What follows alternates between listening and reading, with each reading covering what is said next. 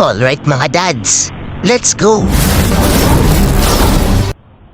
Waze, asan ka na Waze? Saan ba tayo dadaan? Sa kaliwa, sa kanan, o diretso? Nandito lang ako, dumiretso ka lang, sa unang kanto kumanan ka, hindi yung puro pangangaliwa ang alam mo. Paano ka na lang talaga kung wala ako? Ayan tayo Waze eh. Andyan na naman tayo sa panghusgam eh. Wala ka naman ebidensya na nangangaliwa ako eh.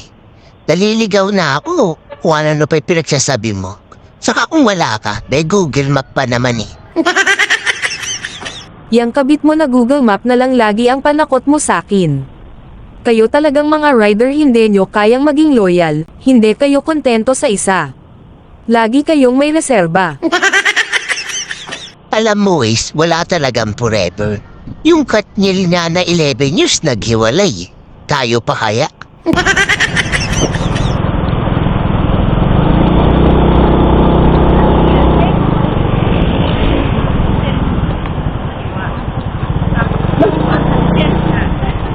Ika din to visitas? No. Next lang. Sorry. O tignan mo Waze, mas alam pa ng pasahero ko yung daan kesa sa'yo. Di naman pala sa unang kanto kakanan kay. Dito pangalawang kanto pa Waze. Bakit sakin ka pa nagtatanong? Alam pala ng pasahero mo, yang pasahero mo na gawin mong navigator mo. Okay. You're good here? Yes, yes. Thank you.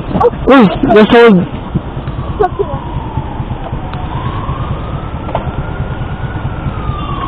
You're better in direction than me.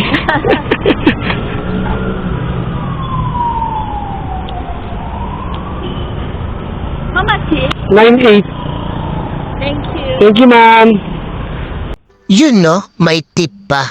Alam mo Waze kung di na spoken ng dollar tong pasahero ko, di na ako magtatanong sa'yo. Siya na lang kakausapin ko kasi alam niya yung daan eh. Napahiya pa tuloy ako Waze sa pasahero natin. Biruin mo foreigner yun pero mas alam pan yung daan kaysa sa ating dalawa.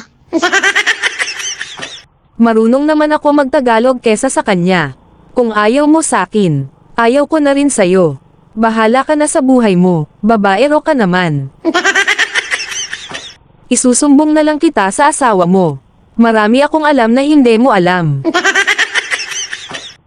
Masyado ka ng maraming nalalaman, Waze. Pero syempre, biro lang yung mga sinasabi ko sa yung masasakit. Alam naman natin na mas magaling ka talaga kay Google Map eh. Kaya nga, favorite na favorite kita eh. Yung mga nalalaman mo, Waze, sarilinin mo na lang yan. Huwag mo nang ilabas. Sa atin dalawa lang yan eh. O tignan mo, takot ka naman pala.